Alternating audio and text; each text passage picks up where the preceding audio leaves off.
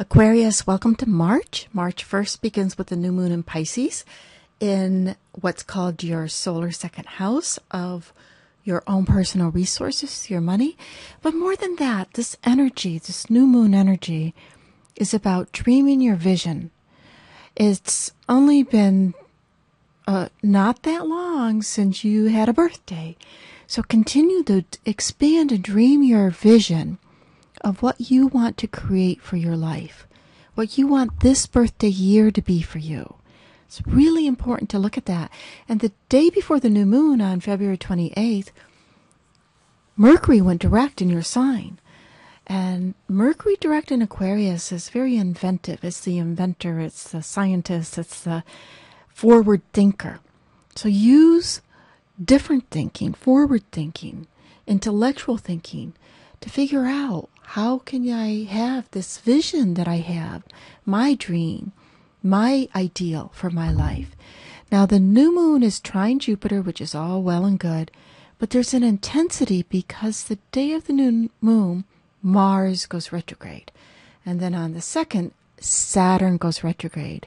Mars and Saturn are kind of like the heavy hitters in terms of they can be a little bit troublesome at times.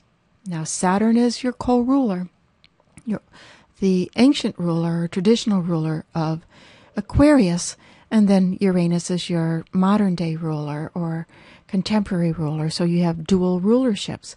And the day that Saturn goes retrograde, you might feel more intensity about thinking about, what do I want? Especially with your life in general, you might call it about your career, your work, but it's really your vision of life, of how you want to live your life and what you want to be known for.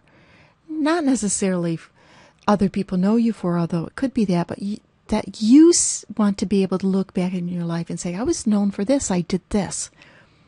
Venus goes into your sign on the 5th of March. And this Saturn retrograde, the day the Saturn retrograde, right before Venus goes into your sign, see it's at 27 degrees of Capricorn? It's square Mars. There's this tension energy here between Venus, what we love, and what we're willing to do. It could come out in little tiffs in relationships, but it's really between what we want, what we love, and what we're willing to do for it. So be honest with yourself about that when you're doing that dream work, that vision work, that where's my ideal work. And then when Venus goes into Aquarius, your sign, this is a good thing. Finally, it's out of that earth-heavy Capricorn and into your sign, which is saying, hey, let's be a little bit freer. Let's connect with friends. Let's just appreciate each other's differences and bring new experiences into life. The next day, Jupiter goes direct on the 6th. And Jupiter going direct in Cancer is suggesting for you, now Cancer to Aquarius is in a quincunx 150-degree angle, which is adjustment. What adjustments do you need to make?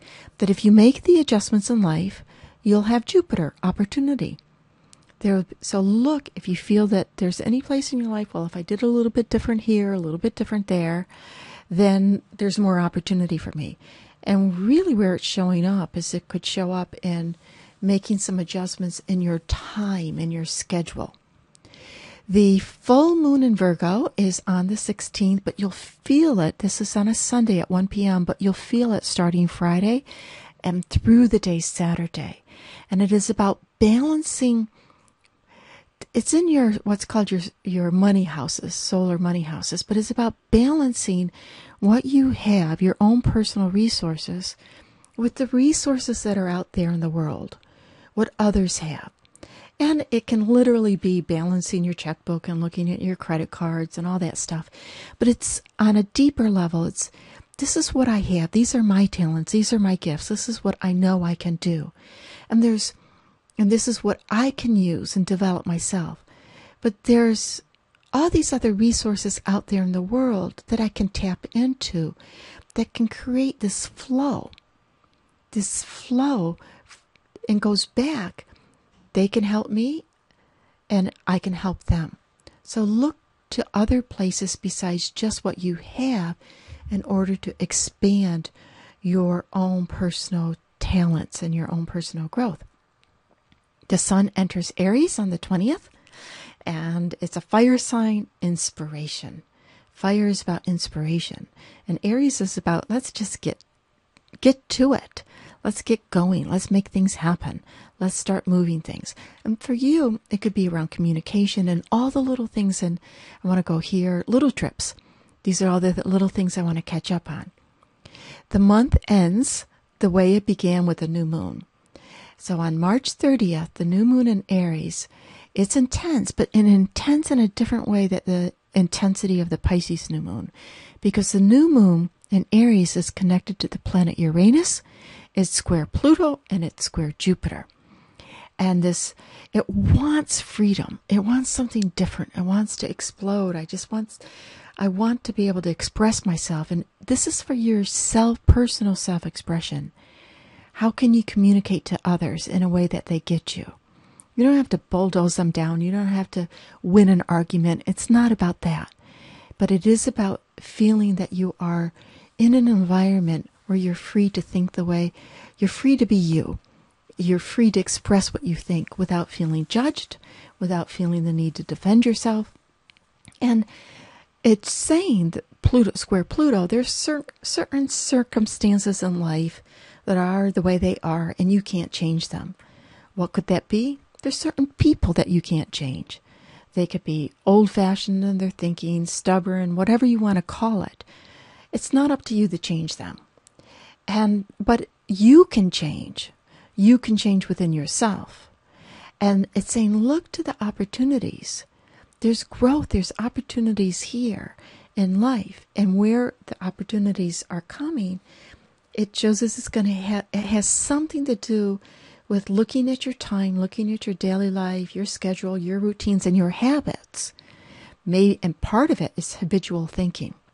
What do I habitually think about? That habitual thought isn't good for me.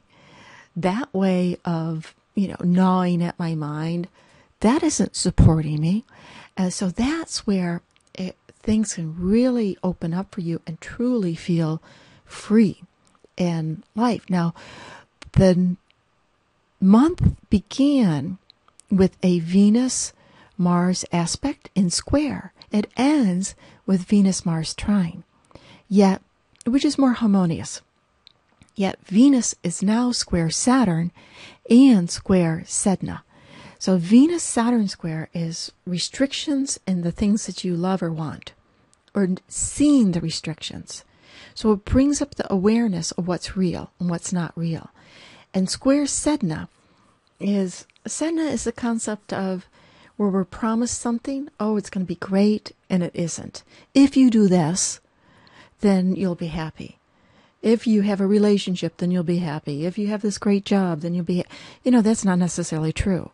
But wherever in life you've been fed that if this, then that, and it doesn't turn out true, this new moon energy brings that up to the surface.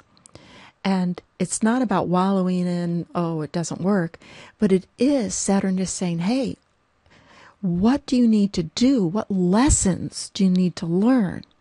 What do you need to change in order for you? It goes back to the new moon energy of expansion and freedom and this essence of being your own individual person and feeling really confident in your world to be able to express yourself, your life, not just being able to say what you want. It's about feeling that your talents, your gifts, who you are, has a place, has a purpose, and you feel that you are living that your life is an expression of that. So it's very cool, very great.